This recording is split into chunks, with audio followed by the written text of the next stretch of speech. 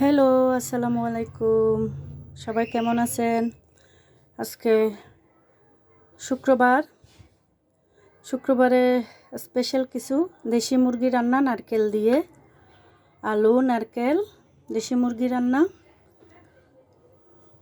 জন্য মশলাপাতির উপকরণ এখানে নিয়ে নিলাম। মশলা কষানো হচ্ছে।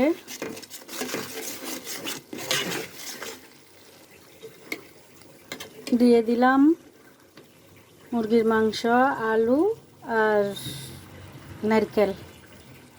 ভালোভাবে কষিয়ে নিই। মাশাআল্লাহ, অনেক সুন্দর কালার হয়েছে। আমার মুরগি রান্না শেষের দিকে। এই মুরগিটা ঘরে পালিত মুরগি, জব করতে অনেক কষ্ট লাগছে। আমরা মানুষরা 2-3 মাস পশু পাখি লালন পালন করে জব করতে, বিক্রি করতে অনেক কষ্ট লাগে, অথচ আমাদের কাছের মানুষগুলা আমাদেরকে ছেড়ে চলে যায়। তাদের জীবনের সুখের জন্য বাচ্চার পরিবারের জীবন বিসর্জন দিয়ে বলি দিয়ে চলে যায়। তাদের খারাপ লাগে না, অথচ এই মুরগিটা জব করতে আমার অনেক কষ্ট লাগছে, অনেক খারাপ লাগছে। 2-3 মাস লালন পালন করে জব করতে অনেক খারাপ লাগছে।